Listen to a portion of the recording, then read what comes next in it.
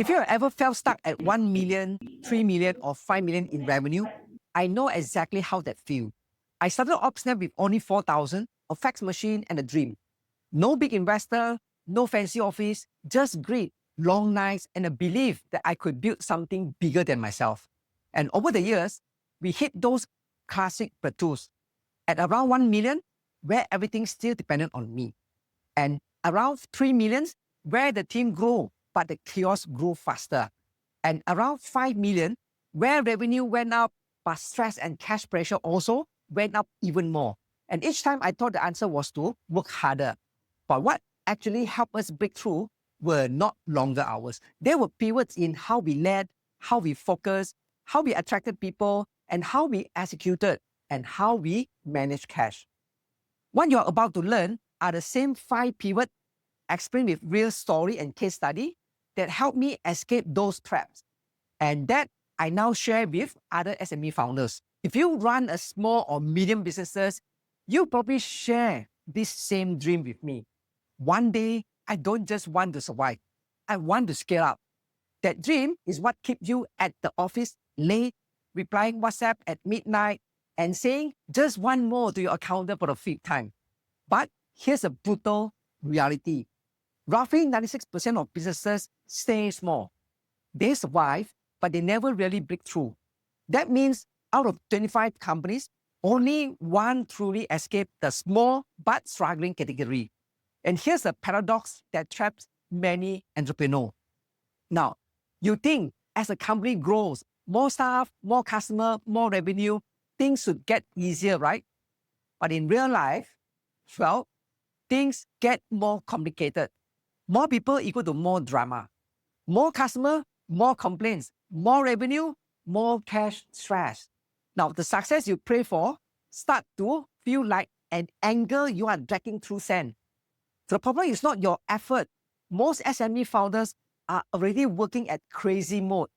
And the real problem is the strategy that get you started are not the same one that's going to help you scale. So to really break through, you need a few big pivots in how you lead, how you choose your market, and how you attract people, how you execute, and how you manage cash. Today, I'm going to walk you through 5 critical pivots that separate the few companies that scale from the many that stall. And these aren't Silicon Valley fairy tales. Now, they are field tested, bloody knuckle kind of lessons. Hi, this is Sean from Doer's Business Circle, where we help SME founders scale up with KPI, system, and leadership that actually works. And before we go further, I wish to give credit where it is due. A lot of the ideas, tools, and case study I will mention are inspired by the book, Scaling Up, How a Few Companies Make It and Why the Rest Don't by Vince Harnish. Well, the book gave me the language and the framework I wish I had 20 years ago. All right, let's get into pivot number 1. Now, number 1 is leadership. From I do everything to things get done without me. Now, this first pivot is the hardest because it starts with you. There's a famous line Vince often quotes.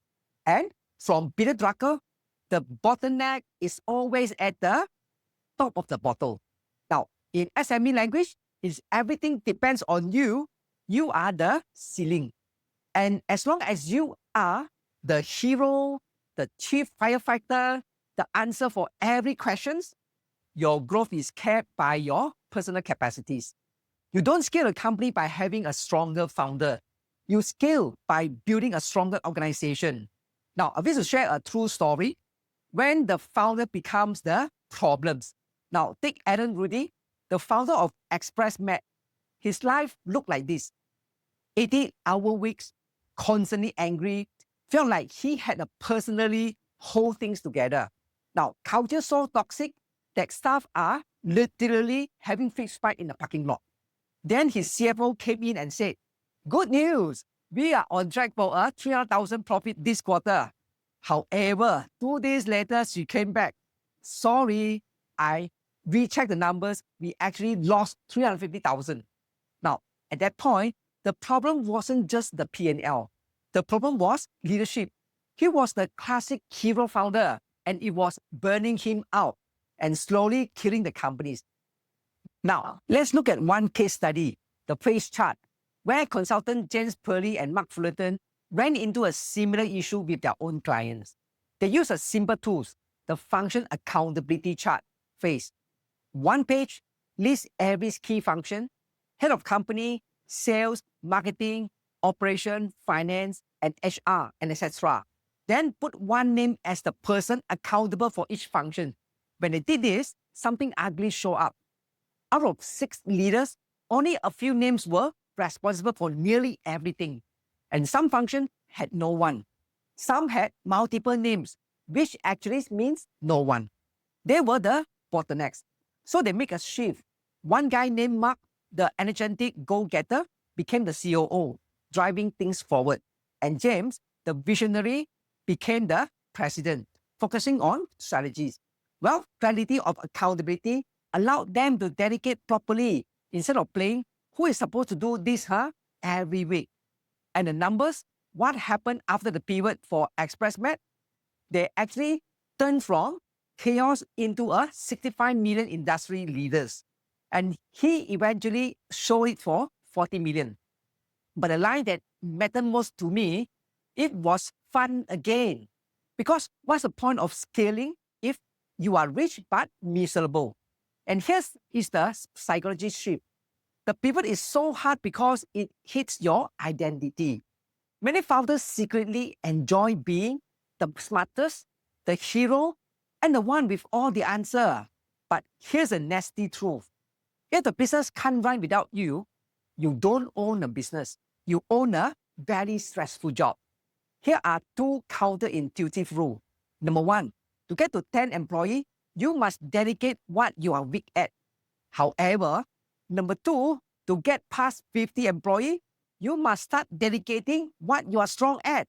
And if you are the best salesperson and never let that role go, your growth will stall. Your greatest strength can become your company's greatest weakness if you never hand it over. And the tactical move is the leadership pivot. Acknowledge the bottleneck, look in the mirror and admit, yes, I'm the constraint. Then implement the phase chart. One page lists all key functions. Assign one accountable person per function. Watch for red flags, where one person initial in too many boxes, empty boxes, or more than one name in a box. Then dedicate to A player. For me, A players is equal to doesn't need babysitting and regularly wow the team with their insight and execution. And let's look at a failure lesson. If you don't make this shift from doers to delegator, you create your own growth ceiling. And the result? Financial chaos, burnout, and a toxic culture, sometimes literally ending in fight in a parking lot. And once you clear the leadership bottleneck, then you face the next brutal question. Are we even playing the right game in the market? Now, pivot to strategy. From we serve everyone to we own this niche. You can have great execution, but if your strategy is wrong, you are just getting very efficient at doing the wrong things. So most SME don't store out because they are lazy. They store out because they are trying to be everything to everyone. Now, that leads to becoming a commodity, competing only on price, and constant stress to close more just to survive. Now, real skill doesn't come from doing more. It comes from doing less but better. The story continues for Alan Rudy, and this time is the generic call center. And after ExpressMed, Alan Rudy invested in a company called Perceptionist. Now, they were a generic call center serving 60 to 70 different industries, competing with overseas call center, charging as low as 50 cents per minute. It was a classic case of we serve everyone. We are a commodity. And here are the psychological shifts. There is a shift from growth by addition to growth by subtraction. And say yes to everyone to say a strong yes to the right one. So it is Jim Collins' hedgehog concept in action. do one thing extremely well for one specific groups. So what's the biggest barrier? FOMO, the fear of missing out on potential revenue. But the moment you dare to be narrow is the moment you start to be unstoppable. And here's the tactical move. Strategy pivot. First, identify your core customer. Who give you the best long-term profit, not just short-term revenue.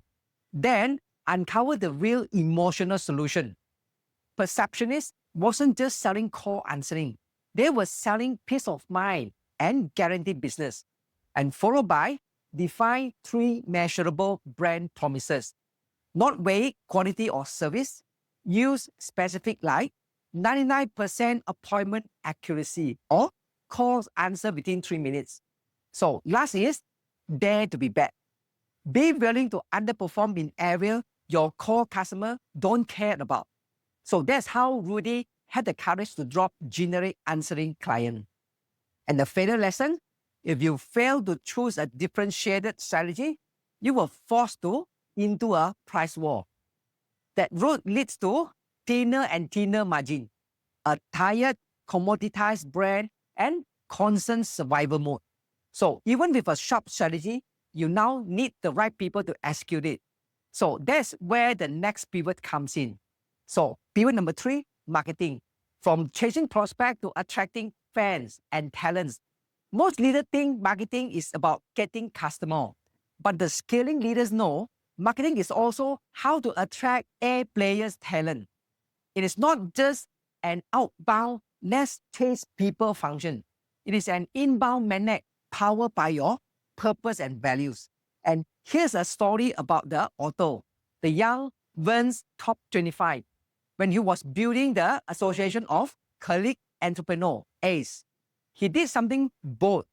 He wrote down a list of 25 influencers, people who could change the game, named like Ronald Reagan, Steve Jobs, and Michael Dell. Well, look crazy on paper, right? But he simply spent 1 focus hour a week working that list.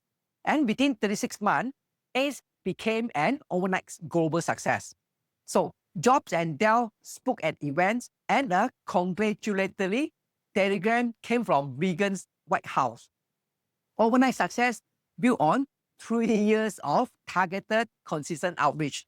Now, let's look at another case study, marketing for talent from Mom's Organic Market. The company purpose is to protect and restore the environment, and they needed a CFO. Instead of boring jobs ad, they posted on an environmental site, treehugger.com, with questions like, have you ever pulled recyclable out of the trash? So they weren't selling a job.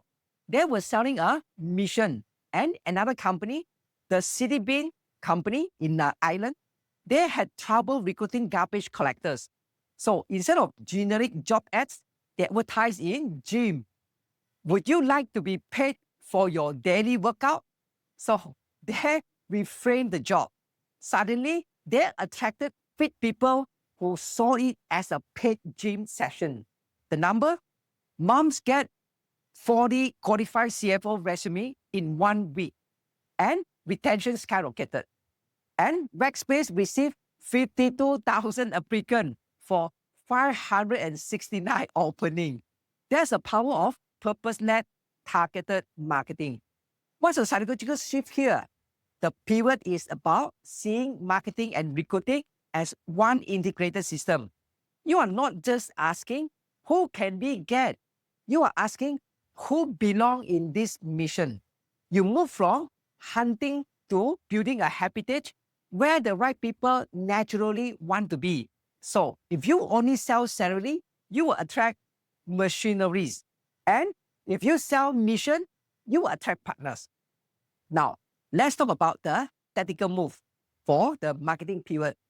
First, define your strengths. What is unique, even a bit weird about your culture?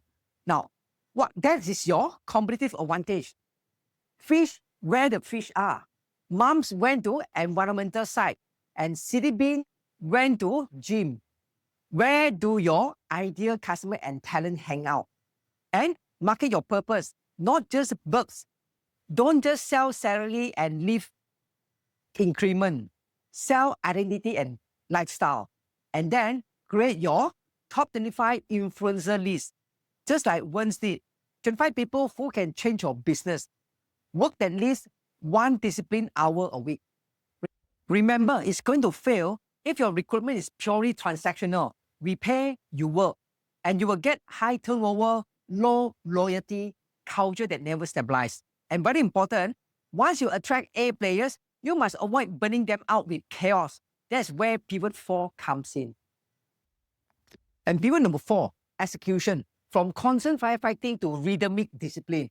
If your organization is full of needless drama, longer hours, but not better result, lower profitability than it should be, you don't just have a strategy problem, you have an execution problem.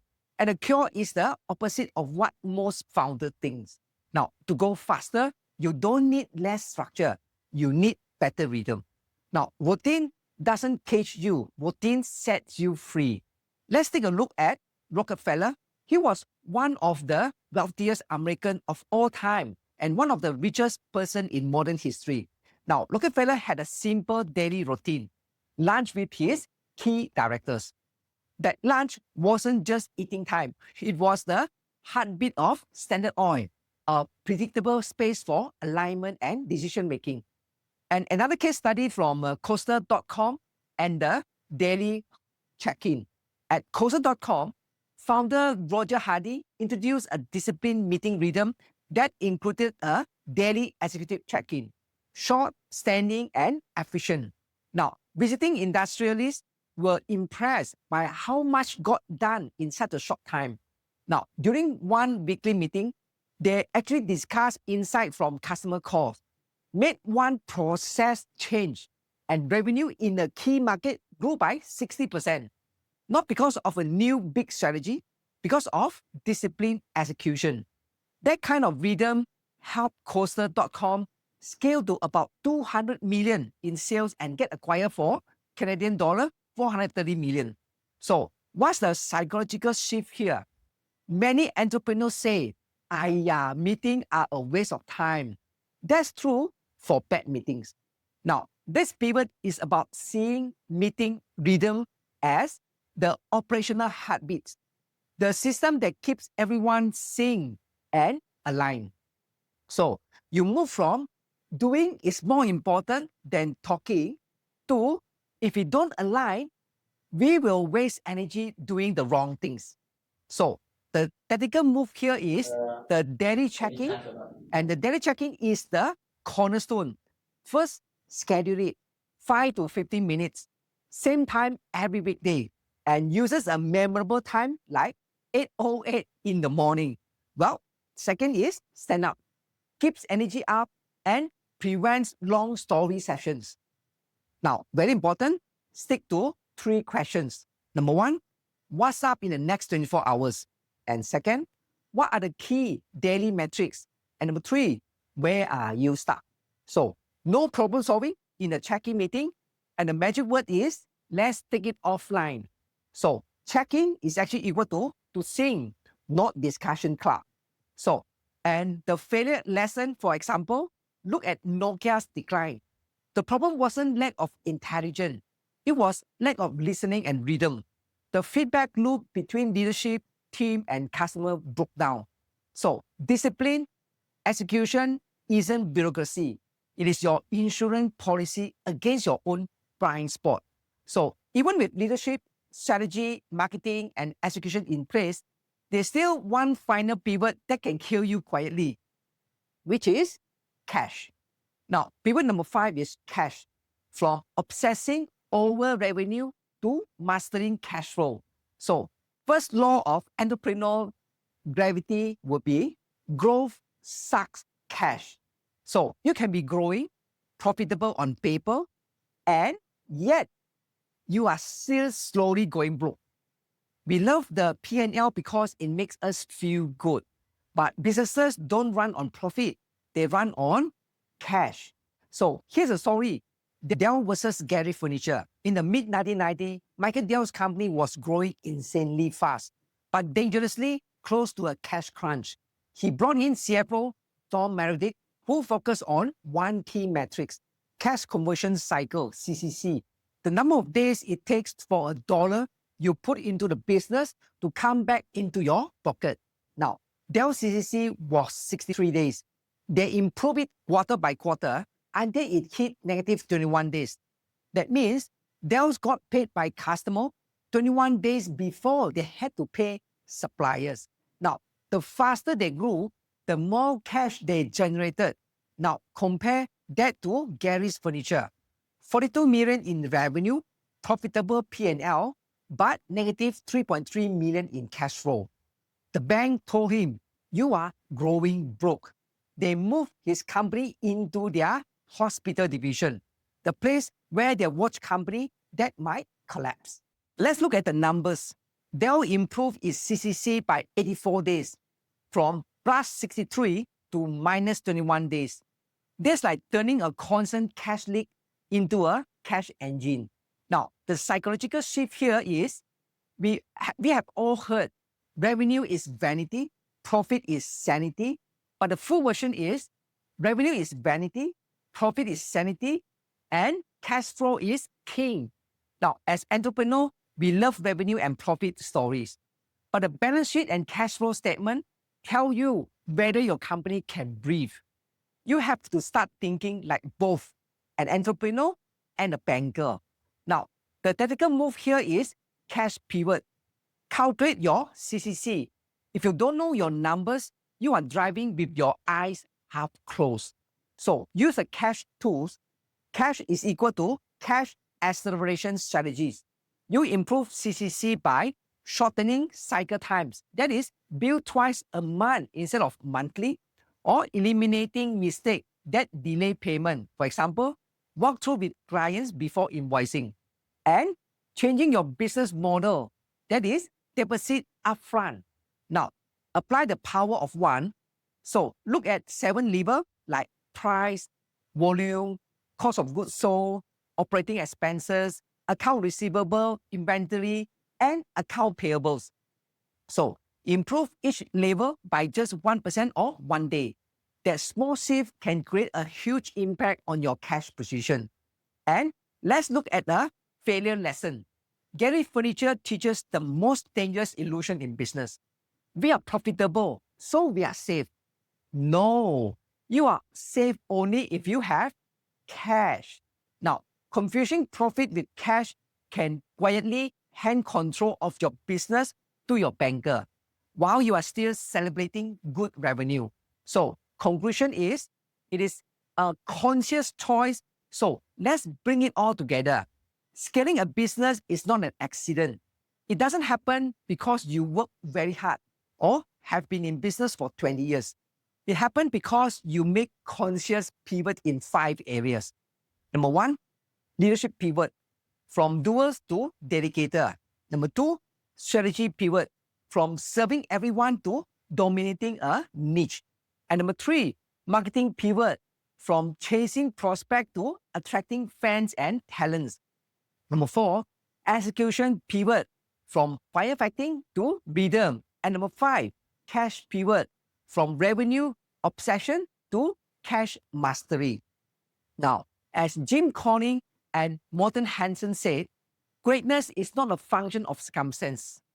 And greatness is largely a matter of conscious choice and discipline. You don't need to fix everything at once. The most powerful move you can make today is pick one pivot, just one, and commit to making progress there.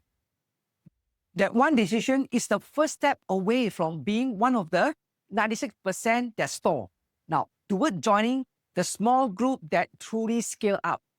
If this helped you and you are a founder who doesn't just want to survive this month, but really want to build a scalable, KPI-driven, systemized business, hit subscribe. Drop a comment and which pivot hit you the hardest and which one you are going to work on first. And check out Doer's Business Circle, where we help SME founders like you install KPI, system, and leadership habits that actually work in real companies, not just textbook. You don't need a perfect business to scale, you just need the courage to pivot and the discipline to follow through. Now, see you in the next one.